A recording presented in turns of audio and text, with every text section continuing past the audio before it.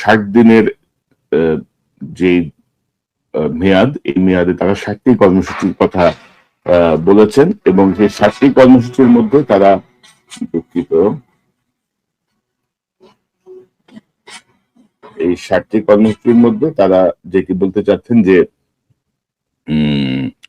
সে বিষয়টি নিয়ে আমি আসছি। তার আগে একটু বলি যে একদম শেষে, একদম শেষ লাইনে তারা বলছেন যে আপনারা জানেন যে দেশের সরকার রাষ্ট্র ব্যবস্থার উপর জনগণ আস্থা হারিয়ে ফেলেছিল। মাননীয় প্রধানমন্ত্রী জনাব তারেক রহমান এখন মানুষের সেই আস্থা ও বিশ্বাস ফিরিয়ে এনেছেন, স্বচ্ছ ও জবাবদিহিমূলক ব্যবস্থা ফিরিয়ে এনেছেন, ইশতেহারের প্রতিশ্রুতি বাস্তবায়ন করছেন, ইত্যাদি ইত্যাদি। অর্থাৎ রাষ্ট্র ব্যবস্থার উপর জনগণের যে আস্থা হাসিনা শেষ করে দিয়েছিল, মাননীয় প্রধানমন্ত্রী মানুষের সেই আস্থা ও বিশ্বাস ফিরিয়ে এনেছেন।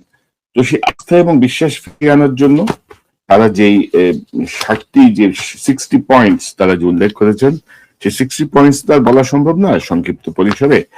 আমি শুধু যদি বলি যে 6 ধরনের কার্ডের তারা কি বলবো প্রবর্তনের ঘোষণা দিয়েছেন। কিছু কিছু পাইলট প্রজেক্ট, সব পাইলটে আছে এখনো।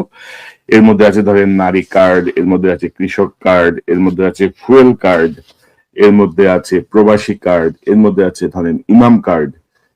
ইমামদেরকেও ধরেন, ইমামটা কার্ড বলে নাই, কিন্তু সব মসজিদের ইমামরা যেন একটা মাসিক সম্মানী পান, সেই জায়গাটায় তারা একটা সিস্টেমের মধ্যে নিয়ে আসছেন। সেটা ধরেন আপনি কার্ডের মধ্যে ঢোকাতে পারেন। তারপর হচ্ছে হেলথ কার্ড। তো ধরেন আমি দেখলাম যে 6 ধরনের কার্ডের কথা বলা আছে এবং এর মধ্যে ধরেন আমি তো নারী কার্ড অ্যাপ্রিসিয়েট করি, মানুষ দরিদ্র মানুষের জন্য সাহায্য অবশ্যই আপনি পাবেন, কিন্তু বিনা কারণে যখন কেউ পায় সেটা ভিক্ষা হয়ে যায় এবং সে তার উপরে ডিপেন্ডেন্ট হয়ে যায়, সে নিজে থেকে আর কিছু করে না। ধরেন আমেরিকার বাস্তবতায় বা পৃথিবীর অন্যান্য দেশের বাস্তবতায় আপনি যখন ট্যাক্স ফাইল করেন, আপনার পরিবারের সদস্য সংখ্যা অনুযায়ী যদি আপনার ইনকাম কম থাকে, সেক্ষেত্রে আপনি সরকারের কাছ থেকে এক ধরনের সাপোর্ট পান, সেটা চাইল্ড সাপোর্ট পান, ফ্যামিলির জন্য একটা সাপোর্ট পান। এই সবকিছু মিলিয়ে একটা সাপোর্ট আসে। বাট এই সাপোর্ট পেতে হলে আপনাকে একটা ইনকাম থাকতে হবে আপনার। সেই ইনকাম যদি আপনার দারিদ্র্য সীমা নিচে হয়, সেই ইনকাম যদি একটা বর্ডার লাইনের নিচে হয়, আপনি সেই সাহায্য পাবেন। কিন্তু আপনি যদি এমনি এমনি যদি আমাকে 2,500 টাকা করে দেন, এটি এক ধরনের নতুন ভিক্ষুক শ্রেণী তৈরি হবে আর কি বাংলাদেশে।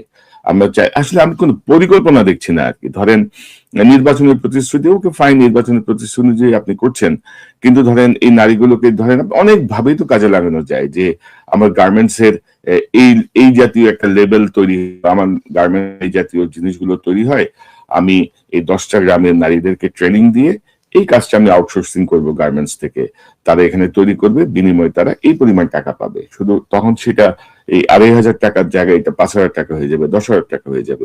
তো অর্থাৎ একটা কার্যকর সিদ্ধান্তে যেতে হবে। তো নারী কার্ড, এরপর হচ্ছে কৃষক কার্ড, তারপরে ধরেন এই খাল খননের কথা বলা হচ্ছে। খাল খনন 20,000 কিলোমিটার নদী, খাল, জলাশয় খনন ও পুনঃখননের উদ্যোগ নেওয়া হয়েছে। এখন জিয়াউর রহমান সাহেবের অত্যন্ত জনপ্রিয় একটা কর্মসূচি ছিল এই খাল খনন। খাল খনন কিন্তু শুধুমাত্র কৃষি ক্ষেত্রে পানি সরবরাহের জন্য এই খাল খনন কর্মসূচি ছিল না।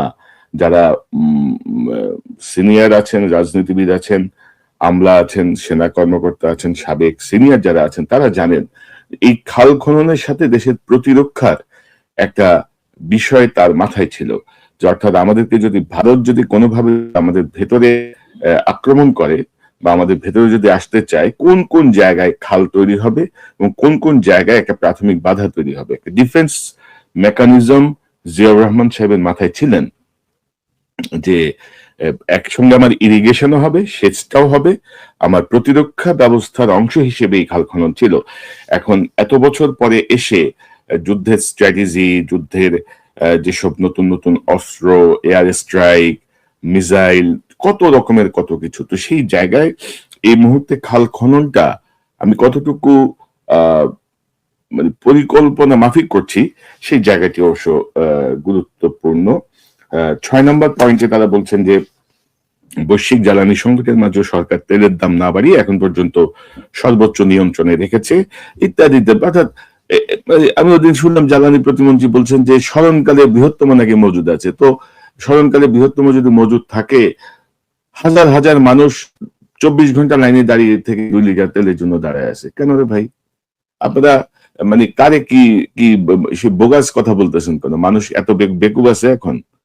আপনার জ্বালানি তেলের দাম বাড়াবেন না, দাম বাড়াতে হয়েছে, IMF এরও শর্ত আছে, দাম বাড়ান ভাই। মানুষ তো মানে মানুষ কমফোর্ট চায়, বাংলাদেশের মানুষ। মানে মানুষ ওই 2 লিটার তেলের জন্য 12 ঘন্টা বসে থাকাচ্ছে, 2 লিটার তেল এখন যে দাম আছে তার থেকে 50 টাকা বেশি দিয়ে কিনতে ও রাজি আছে। স্থবিরতা নেমে আসছে। কেন লোডশেডিং হচ্ছে? কোনো ব্যাখ্যা আছে কোথাও? এই জ্বালানি সংকটে লোডশেডিং হচ্ছে তো আপনার যদি যদি জ্বালানি তেলের মজুদ থাকে, তো আপনার যেই তেল ভিত্তিক যে বিদ্যুৎ কেন্দ্রগুলো, সেই কেন্দ্রগুলো কেন ঠিক মতো কাজ করছে না? এটার কোনো ব্যাখ্যা কিন্তু এই পর্যন্ত আমি পাই নাই যে কেন লোডশেডিং হচ্ছে। পাশাপাশি ধরেন আপনি ফুয়েল, অর্থাৎ যতগুলো কার্ড, এই যে 6টা কার্ড, এই যে ফুয়েল কার্ড, প্রতিটা কার্ডের মধ্যে আপনি দেখবেন যে মধ্যস্বত্বভোগী ঢুকবে, বলবে তোমাদের আমি মাসে মাসে 2,500 টাকার কার্ড দিয়ে দেবো, তুমি আমাদের মাসে মাসে 500 টাকা করে দিয়ে দিবা, অথবা তুমি এককালীন 2,000 টাকা দাও, তোমার আমি কার্ডের ব্যবস্থা করে দিচ্ছি। ভাই, বাংলাদেশে করোনার সময় হাসিনা সরকার যে সাহায্য দিয়েছিল ঘরে ঘরে, কত 2,000 না 2,500 টাকা করে, সেখান থেকেও কি পরিমাণ জালিয়াতি হয়েছে আপনারা সবাই জানেন। তো এত কার্ড আমি কেন করছি, কিভাবে করছি, সমন্বিত কিছু আছে? দ্রব্যমূল্য সরকার নিয়ন্ত্রণে রাখছে দাবি করছে, কিন্তু আমি যতটুকু সাধারণ মানুষের সঙ্গে খোঁজ খবর রাখি বা কথা বলি, তাতে আমার মনে হয় না যে খুব বেশি নিয়ন্ত্রণে আছে, হয়তো সহনশীল অবস্থায় আছে। ইমাম কার্ডের কথা বলেছি, এবং 60 দিনের এই কর্মসূচির মধ্যে 60 দিনের এই যে সাফল্য, এই 60 দফা সাফল্যের মধ্যে 11 দফায় বলা হয়েছে ঈদুল ফিতরের সময় সারা দেশে অসহায় ও গরিবদের ত্রাণ ও উপহার বিতরণ করা হয়েছে। এটাও নাকি সরকারের সাফল্যের মধ্যে পড়ে। তারপরে ধরেন আর কিছু আছে, ধরেন এই যে সরকারি শূন্য পদে নিয়োগ দেওয়ার প্রক্রিয়া শুরু হয়েছে, বন্ধ কলকারখানা খুলবে, ইকোনমিক জোন, ইপিজেড, বেসিক শিল্প এলাকা এগুলো হবে, অর্থনৈতিক স্থিতিশীল, এগুলো হচ্ছে ধরেন বুকিশ কথাবার্তা এগুলো আছে। এগুলোর মধ্যে আমি আসলে 60 দিনের কোনো অর্জনের কিছু আমি মনে করি না কিছু হচ্ছে। মালয়েশিয়ার শ্রমবাজার খুলছে, মালয়েশিয়ায় শ্রমবাজার খুলছে, খোলার ব্যাপারে কথাবার্তা হচ্ছে, এবং পৃথিবীর বহু শ্রমবাজার বন্ধ হয়ে গেছে ইউনূস সরকারের আমলে। আমরা আশা করেছিলাম যে ইউনূসের মাধ্যমে হয়তো আমরা এই জায়গাটায় একটা সর্বোচ্চ সুবিধা পাবো। ঘোড়ার ডিম কিছুই হয়নি, অন্য সকল কিছুর মতোই সেটা তো ব্যর্থ। তো দাবি করা হচ্ছে, তারা 21 এবং 22 নম্বর পয়েন্টে তারা দাবি করছেন যে মালয়েশিয়ায় খুলছে শ্রমবাজার, বিকল্প শ্রমবাজারের জন্য তারা ইউরোপের 60টি দেশের সঙ্গে দ্বিপাক্ষিক স্বাক্ষরের উদ্যোগ গ্রহণ করেছে। অর্থাৎ সবই উদ্যোগ করেছে, হচ্ছে, হবে, কিন্তু দাবি হচ্ছে জনআস্থা ফিরে এসেছে 2 মাসেই।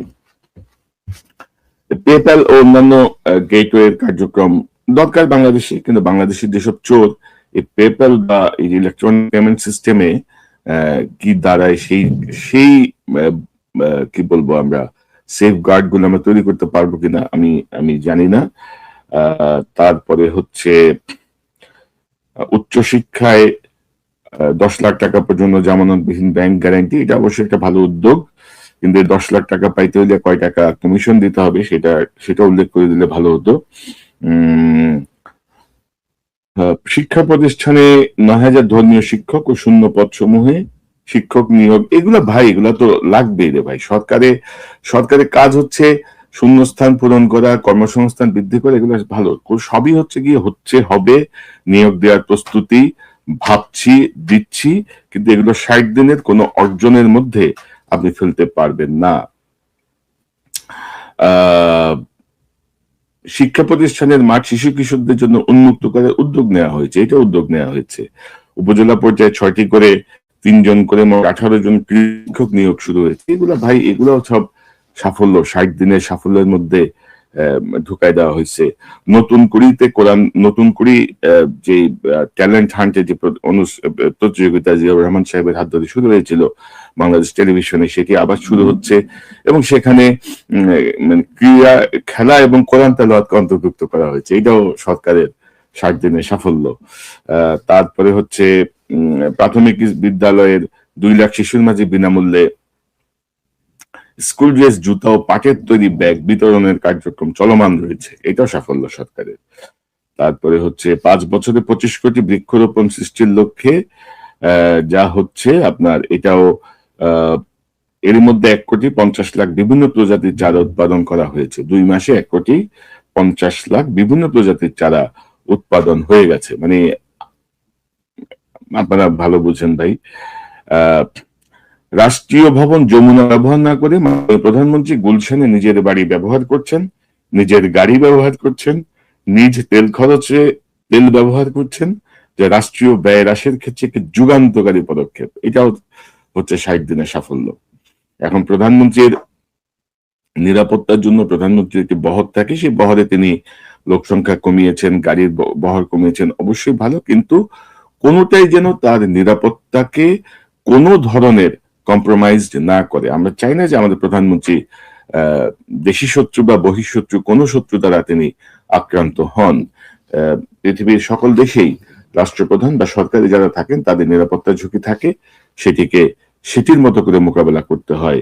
এখানে কৃচ্ছ্রতা সাধনের কিছু নাই, এখানে নিরাপত্তার জায়গাটায় আপোষ করার মনে হয় না কিছু আছে। প্রধানমন্ত্রী শনিবারে অফিস করছেন, এটি হচ্ছে 60 দিনের সাফল্যের মধ্যে আছে আর কি। এবং বিমানবন্দরে রাষ্ট্রীয় আনুষ্ঠানিকতা সীমিত করা হয়েছে। উপস্থিত থাকবেন একজন মন্ত্রী, চিফ হুইপ, মন্ত্রী পরিষদ সচিব ও প্রধানমন্ত্রীর মুখ্য সচিব। এটি একদিক থেকে ভালো, আরেক দিক থেকে ভালো না। কারণ হচ্ছে এই যে রাষ্ট্রীয় যে প্রোটোকল, সে প্রোটোকল কিন্তু আনুগত্যের কারণে এই জিনিসগুলো করা হয়েছে। প্রধানমন্ত্রী যখন দেশের থেকে যাবেন, রাষ্ট্রপতি যখন যাবেন আসবেন, 3 বাহিনী প্রধান, পুলিশ প্রধান, গুরুত্বপূর্ণ সচিব সবাই সেখানে থাকবেন। এটা হচ্ছে আনুগত্যের এক ধরনের প্রশিক্ষণ, মানে প্রশিক্ষণ না, এক ধরনের ট্রেনিং, প্র্যাকটিস।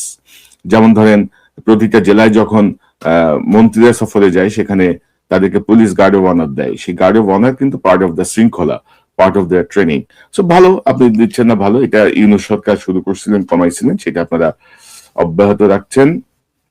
আপনারা ভূমি উন্নয়ন কর অনলাইনে হচ্ছে, এটা আগে থেকে চালু হয়েছে, এবং ডিজিটাল করার চেষ্টা করছে, নগদ টাকা লেনদেনের সুযোগ যেন বন্ধ করা যায়। মন্ত্রী এমপিদের মুক্ত গাড়ি লট গ্রহণ না করার ঐতিহাসিক সিদ্ধান্ত নেওয়া হয়েছে।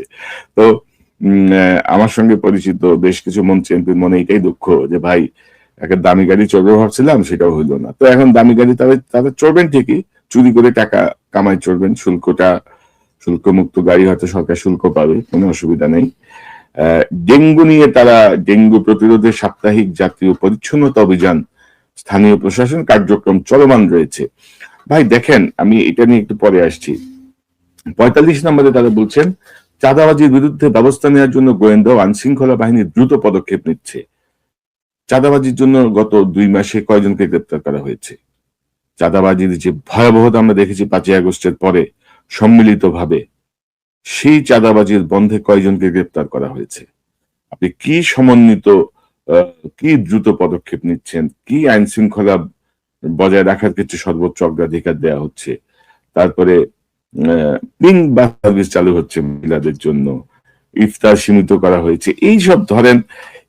তারপরে ধরেন যে ফুটপাত ব্যবসায়ীদের পুনর্বাসনে ও ভিন্ন স্থানে ব্যবসা পরিচালনার উদ্যোগ নেওয়া হয়েছে। তো উদ্যোগ যদি নেন, উদ্যোগ নেওয়ার আগে ফুটপাতে আপনি এইভাবে কেন উচ্ছেদ অভিযান চালালেন?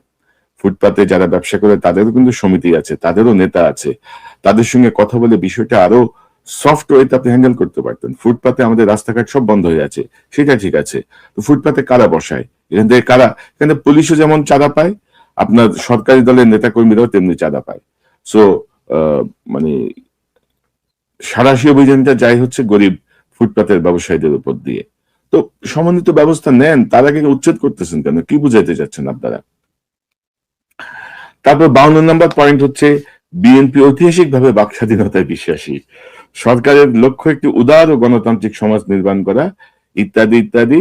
তারপর এমনকি মাননীয় প্রধানমন্ত্রীকে নিয়ে মিথ্যা অপপ্রচার ও অশালীন আচরণ করেছেন অনেকেই, যা নজিরবিহীন।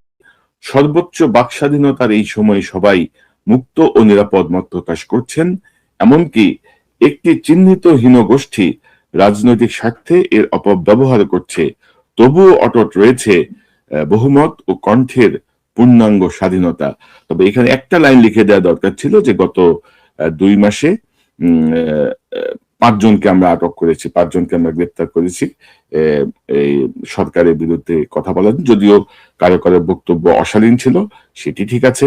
এখন ধরেন মত প্রকাশের স্বাধীনতা বা আমার ফেসবুকে লেখার জন্য আপনি যদি সেই হাসিনা স্টাইলে আপনি ঘরে যাবেন, অ্যারেস্ট করে নিয়ে আসবেন, আমার ল্যাপটপ, আমার মোবাইল, আমার কম্পিউটার, আমার স্ত্রীর মোবাইল সব সিজ করে নিয়ে আসবেন, ওরে বাবা রে বাবা, তোদের বাপের জমিদারি দাম কি রে বেটা এটা। হাসিনারে লাথি মেরে খেদানো হয়েছে তো এসব কারণে খেদানো হয়েছে। বাক স্বাধীনতা, হাসিনা বলতো না আমরা বাক স্বাধীনতা বিশ্বাস করি, আমরা এই করি, আমরা সেই করি, আবার সেই পুরানো বদমাইশি শুরু হয়েছে। এবং এখন যে নতুন যে পদ্ধতি হচ্ছে, আপনাকে ধরবে, পরের দিন জামিন দিয়ে দিবে, 2 দিন পরে জামিন দিয়ে দিবে। অর্থাৎ খবরদার কথা বলিস না, কথা বললে কিন্তু ধরবো। একজনকে দেখলাম বিশেষ ক্ষমতা এনে ধরছে। আপনাকে যদি অশালীন ভাবে কেউ আক্রমণ করে, আপনার সম্পূর্ণ অধিকার আছে আইনগত প্রোটেকশন নেয়ার, এবং আপনি মানহানির মামলা করবেন। আর তথ্য প্রযুক্তি আইন, বিশেষ ক্ষমতা আইন প্রয়োগ, কি বুঝাতে চাইতেছেন আপনারা, আমি বুঝলাম না। এবং এখানে আবার আপনারা করতেছেন যে আপনারা বাক স্বাধীনতায় বিশ্বাসী। তারপরে হচ্ছে কি ধরেন বিমানবন্দরে ইন্টারনেট দেওয়া হবে, 55 নম্বর পয়েন্ট, এটাও সাফল্য, দেয়া হবে আর কি। হ্যাঁ, না, বিমানবন্দরে উদ্বোধন করা হয়েছে দেখছি, ফ্রি ইন্টারনেট ব্যবস্থার নির্দেশ, ও সৈয়দপুরে উদ্বোধন করা হয়েছে, বাকিগুলো নির্দেশ দেওয়া হয়েছে। চলন্ত ট্রেনে ফ্রি ইন্টারনেট দেওয়ার উদ্যোগ নেওয়া হয়েছে, এটাও কিন্তু 60 দিনের সাফল্যের মধ্যে আছে। সরকার অর্থনৈতিক কূটনৈতিক প্রাধান্য দিচ্ছে, সেখানে প্রবাসীদের জনকল্যাণ, দূতাবাস ও মিশনগুলোকে বাণিজ্যিক প্রচার, বিনিয়োগ আকর্ষণ, বৈদেশিক জনশক্তি রপ্তানির সুযোগ তৈরি অন্যতম অগ্রাধিকার। হাসিনার আমলে নিয়োগ পাওয়া সকল মাল বাংলাদেশের সকল দূতাবাসে, কনসুলেটে যে বসে আছে এখন পর্যন্ত, যারা ভেতরে ভেতরে কি করছে আপনারা খোঁজ নিয়ে দেখেন। প্রতিটা দেশে যান, প্রতিটা দেশের সাধারণ মানুষের সঙ্গে কথা বলে আপনারা খোঁজ নিয়ে দেখেন। আপনারা ঘোড়ার ডিমের কনসুলেট দিয়া, দূতাবাস দিয়ে আপনারা করতেছেন। তো ধরেন যদি